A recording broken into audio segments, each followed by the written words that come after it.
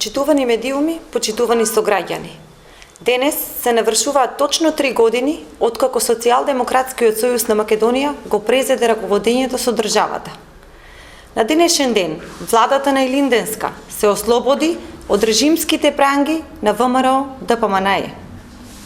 Во 2016 година, нашата држава беше оценета како заробена држава од страна на Европската комисија со заробени институции и клучни сектори во општеството.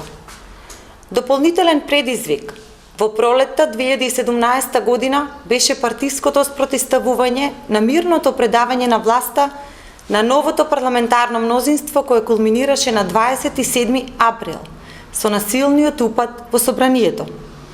Од таква состојба на заробена држава, за само 3 години успеавме да ја извадиме земјата на прав пат. Остваривме 2 големи стратешки цели. Станавме 30-та земја членка на НАТО, а конечно имаме и одлука за почеток на преговорите за членство во Европската Унија. За жал, додека чекоревме на прав пат кон полноправно членство во НАТО и отварање на преговори со Европска Унија, немавме сојузник во најголемата опозицијска партија предводена од Христијан Мицковски. ВМРО ДПМНЕ и Мицковски покажаа дека немаат ниту став, ниту зрелост, ниту чувство за одговорност за националните интереси. Кога требаше да се прават нужни политички компромиси за да се одблокираат сите процеси кои беа во децениски ќорсокак поради деструктивните политики на неговиот политички ментор Никола Груевски. Христијан Мицковски не покажа зрелост и конструктивност ниту за проблеми кои не засегаат сите, а тоа се загадувањето на воздухот и светскиот проблем со COVID-19. Покрај успесите на нашата држава на стратешки план, во изминативе 3 години остваривме значителни резултати и во останатите сектори, а посебно во делот на економијата. Имено, пред 3 години, кога СДСМ ја превзеде власта, економијата бележеше негативни стапки на раст. Од минус ја кренавме економијата.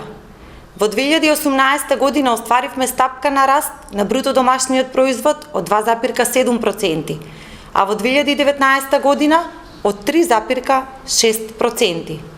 Обезбедивме над милијарда евра странски инвестиции во овие 3 години.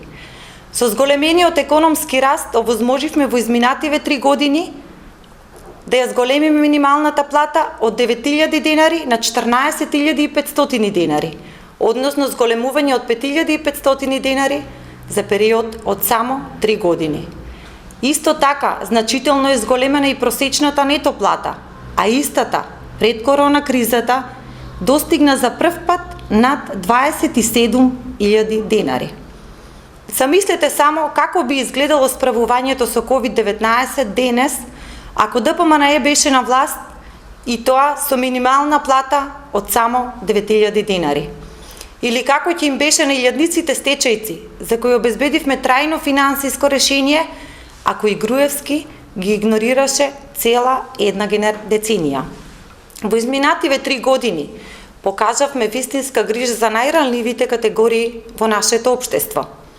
Со социјалниот пакет покажавме вистинска борба за искоренување на сиромаштијата. Покажавме грижа за граѓаните кои изминативе години биле заборавени, оставени на маргините од страна на државата. Во изминативе 3 години направивме многу. Направивме огромен влог во здравствениот систем и затоа граѓаните за прв пат имаат доверба во здравството. Меѓутоа, заедно можеме во периодот кој следи и уште повеќе и уште подобро.